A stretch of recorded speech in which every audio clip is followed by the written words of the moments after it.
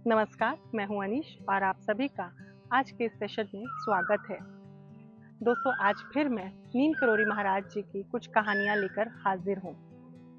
मुझे आपके साथ ये कहानियां शेयर करते हुए बड़ा सुकून महसूस होता है। इसीलिए मैं हर बार कुछ ना कुछ नई कहानी लेकर आती हूं और आपसे भी गुजारिश करती हूं कि अगर आपके पास भी कोई कहानी हो तो प्लीज़ हमारे साथ ज़रूर शेयर करें। नीम करोरी महाराज जी का जीवन बड़ा ही सादा और सरल था। ना उन्हें तन पर कपड़ों की लालसा थी और ना ही धन दौलत की। वो सिर्फ लोगों का परोपकार करना चाहते थे। कई बार तो लोगों के घर जाकर भी उन्होंने उनके काम किए हैं। उन्होंने कभी किसी के साथ भेदभाव नहीं किया, ना अमीरी गरीबी का, ना छोटे बड़े का और ना ही धर्म के आधार पर।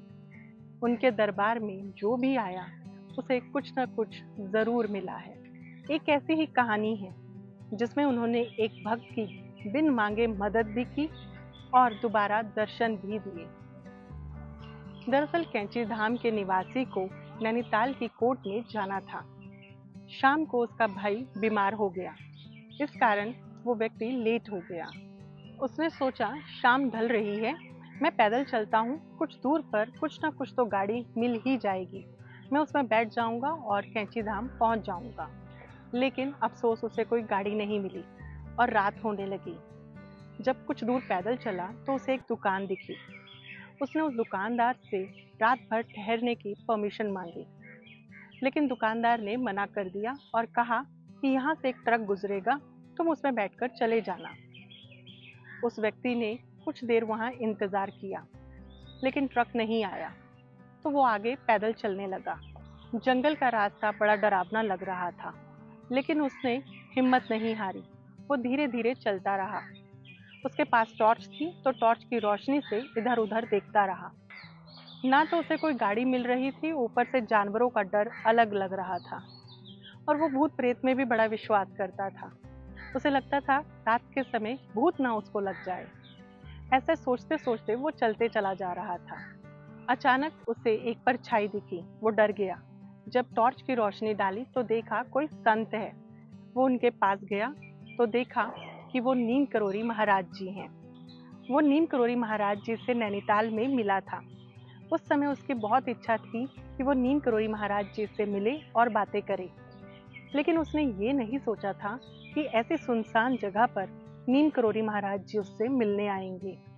महाराज जी ने उस व्यक्ति को कहा, तेरा भाई बीमार है, जल्दी ठीक हो जाएगा, तो चिंता मत कर।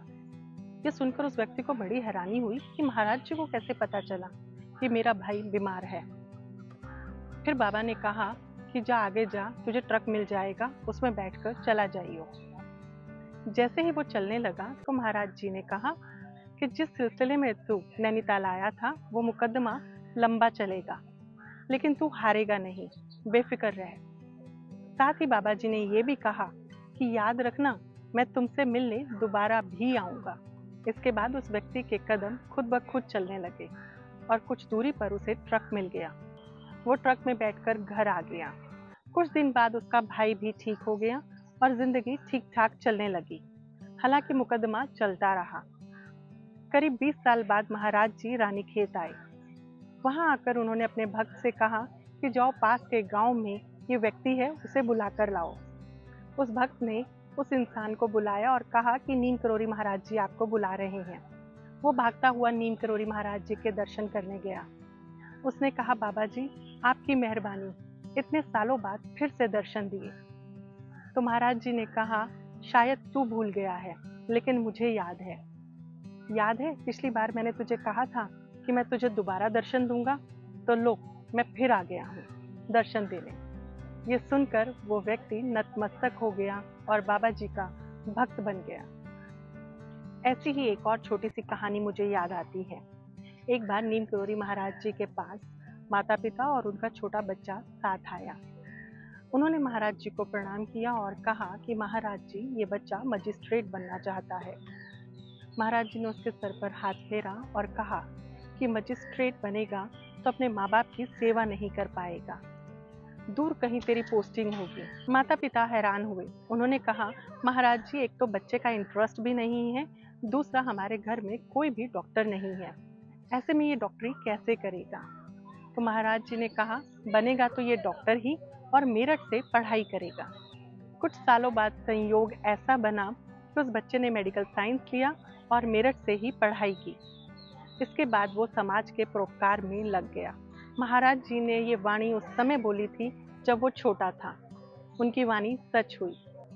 इस कहानी से पता चलता है कि बाबा जी लोगों को सही राह पर लगा देते हैं। अगर आपने भी बाबा जी से कुछ मांगा है और नहीं मिला, तो याद रखिएगा कि भविष्य में आपको उससे बेहतर मिलेगा। शायद अभी आपने उस चीज़ की कल्पना ना की हो। अगर आपको बाबा जी से जुड़ी ये कहानियाँ पसंद आई हैं तो अपनों के बीच शेयर ज़रूर करें। साथ ही चैनल को सब्सक्राइब करना बिल्कुल ना भूलें। खुश रहिए, सेहतमंद रहिए। मन और दिमाग को शांत रखने के लिए मेडिटेशन और योगा ज़रूर करें।